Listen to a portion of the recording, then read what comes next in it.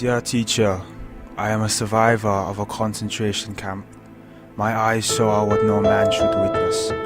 Gas chambers built by learned engineers, infants killed by trained nurses, women and babies shot and burned by high school and college graduates. So, I am suspicious of education. My request is, help your students to become human. Your efforts must never produce learned monsters, skilled psychopaths, educated Eichmanns. Reading, writing and arithmetic are important only if they serve to make our children more human.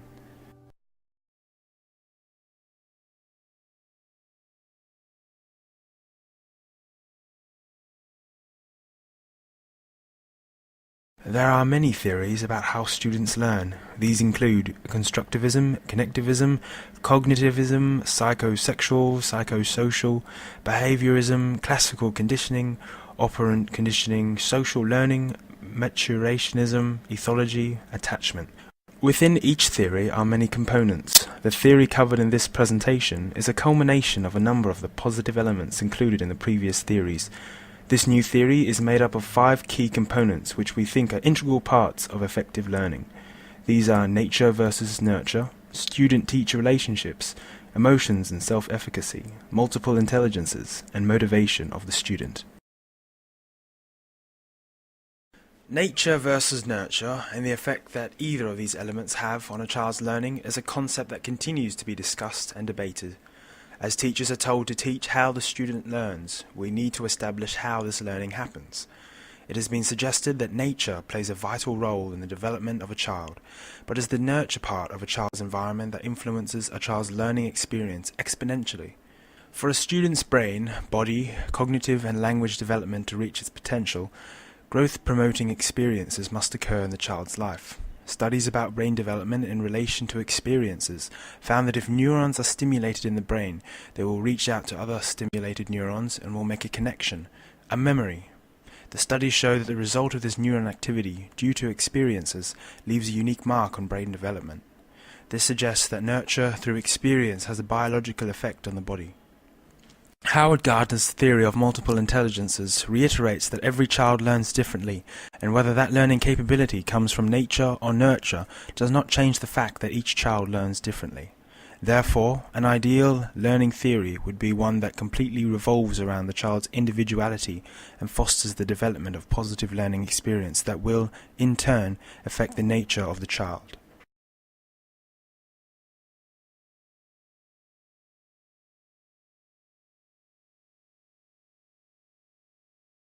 One of the amazing things about teaching is the diversity amongst the students in your classroom. Building relationships with and getting to know the students is a wonderful privilege. Relationships have been described as the basis of social development. Studies have shown that positive relationships with students greatly impact their self-motivation in the classroom. Being self-motivated and determined has great rewards during and after high school, including being more likely to be independent, save money, and have a paying job sooner. Particularly in the early childhood years, positive teacher-student relationships are crucial in how students function socially and academically in years to come. Teachers should aim to create an environment in their classroom that increases self-awareness and social competencies and promote positive role models. Every student is individual and gifted in his or her own way. It is our job as teachers to try and connect with each student to develop working relationships. In personal experience, teachers who have positive relationships with students are more likely to have hard-working and self-motivated students. As pre-service teachers, try to learn names and something about the students that can help connect you with them. By developing a relationship with the students in the classroom, it makes teaching more fun and interactive, and more learning occurs.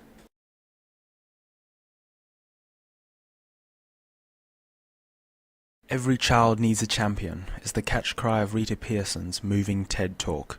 It has been found that students look to learn through safe, emotionally stable, and confidence-orientated classrooms. Not only are relationships a strong and effective communicator of emotions between students and the teacher, classroom community is vital to invest in each individual to maximize their potential. Creating emotional availability to your students in an appropriate context can allow their confidence and self-esteem to grow exponentially. Pearson states, "Kids don't respect teachers they don't like. Relationships help establish safety and confidence in each individual in a classroom. If you create a community of confidence and safety, students can learn to accommodate, encourage, and nurture each other to the goal of learning."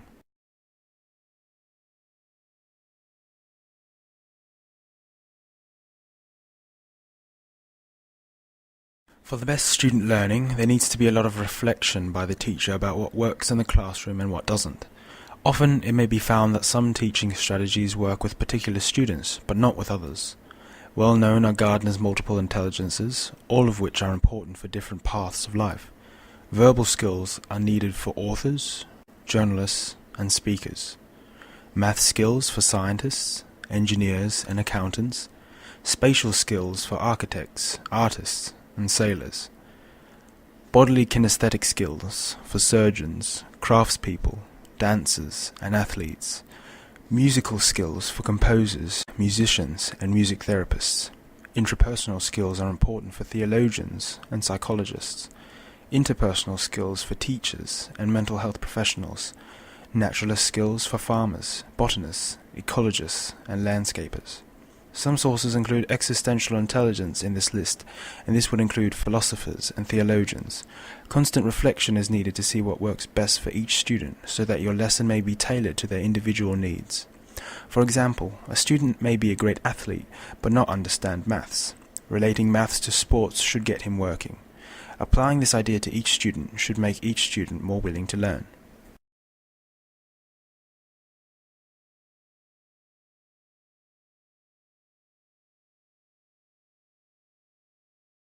There are typically two types of motivations, intrinsic and extrinsic. Motivation could be defined as the driving force within individuals that encourages them to go ahead and perform a task in order to achieve their intended needs and expectations. When someone is moved to do an activity by intrinsic motivation, it is a drive from within themselves to finish the task purely from the satisfaction of completing the activity. However, if someone is extrinsically motivated, they are moved by external factors such as monetary rewards or incentives, or even fear. When teaching, all of your students will fall into either category. Thus, how they are motivated is integral for accurately understanding each student's learning.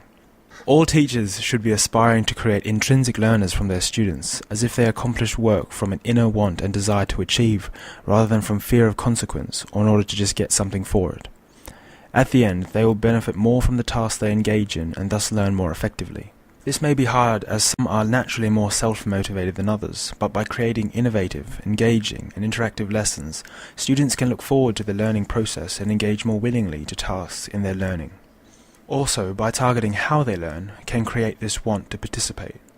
Let's strive to create a want in students to learn and get involved instead of having to resort to controlling their behavior by offering rewards or giving punishments.